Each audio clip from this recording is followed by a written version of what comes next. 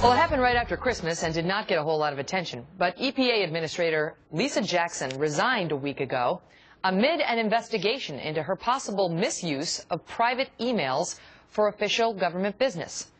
This all kicked into high gear back in October when the Competitive Enterprise Institute sued the EPA after it was denied access to information about Ms. Jackson's use of private email accounts under the Freedom of Information Act.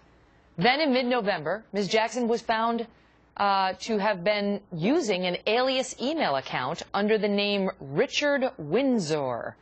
3 days later, a House committee writes the EPA Inspector General with questions about all of these alias accounts, because apparently that's not the only time this has happened.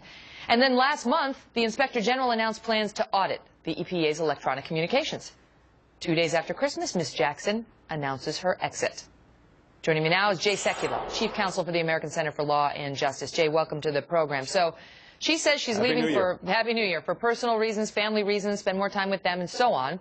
And they denied that it had to do with any other reason. But the timing, you know, has some folks suggesting, including Senator David Vitter, who came right out and said she's resigning because of this controversy over her email account with a fictitious name. And he says that's clear to him, and there are many who believe he's right. Your thoughts? Well, I mean, it sure is beyond coincidence. I mean, you got the reality that she wasn't only – it's not uncommon to have multiple email identifiers if you're in government, but they're official. And here you've got Richard Windsor, the name of her dog, is the email account that's utilized to communicate to only very senior level people within inside the EPA. And, of course, a lot of the concern has been of not only the political nature of what's gone on in the EPA, but this war on coal. And that's what the Citizens Independent Group was concerned with initially. And then when you file a FOIA request, it's difficult to get a FOIA request responded to when you don't know the name of the person that's involved. And here, utilizing this fictitious name to communicate with government officials at the highest levels, and then 5 months of stonewalling to get the documents. Now they're going to say they're going to start releasing the documents again, just like Fast and Furious, 3,000 at a time. There's 12 or 15,000 docs. Tells you that something doesn't add up here. Something doesn't seem right. The other thing that the group... She's resigning, but boy, something's not right here. The other thing that the Competitive Enterprise Institute was questioning was, okay, so when we file a Freedom of Information Act request for communications between Lisa Jackson, the EPA administrator, and, say, the White House, we're going to do that at the EPA, and then we're going to do it at the White House, too. And we want responsive documents from both bodies. Well, the White House, when doing its search, may just search for Lisa Jackson. The person who gets tasked with just responding to a FOIA request may not know that old Dick Windsor happens to be the dog of Lisa Jackson and her alias. And they have real questions about whether this is the way the government should be running.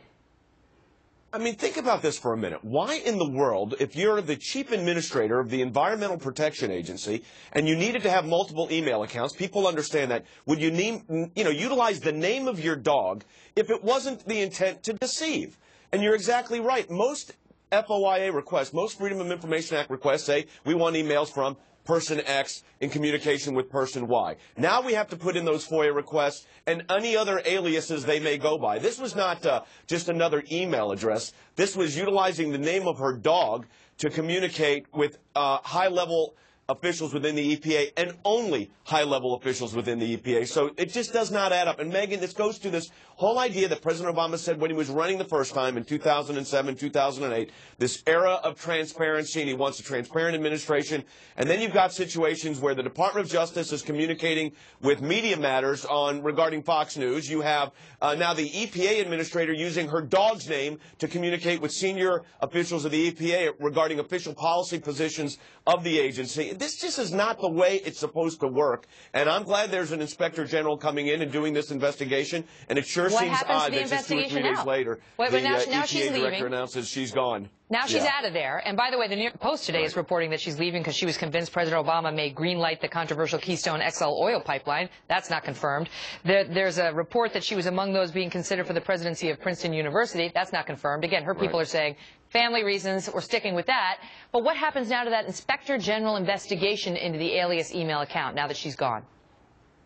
Well, the individuals that ask for the FOIA information are going to get it. And even though she's gone, the agency can be investigated because those emails were sent to other people. So it's going to probably have to broaden out the Inspector General's report, and they're going to have to acknowledge if, in fact, there is a determination made that there was a violation of the rules of communication, and there are set rules of communication by high government officials with regard to email access, utilizing private emails for personal or for professional and really governmental responsibilities. That violates the law unless you have a very specific tracking mechanism to determine where those emails are. And of course here, only a handful of people even knew there was a Richard Windsor account. You know, Megyn, it's just not right. I mean, fundamentally, I think it was violating the regulations regarding the emails, and we'll find out that soon enough. But this just, look at this. Utilizing your dog's name, you're the head of the EPA. You know, you could do better than that. All right, we'll leave it at that. Jay, thank you. Well, Congress just approved the fiscal cliff bill, the attempt to avoid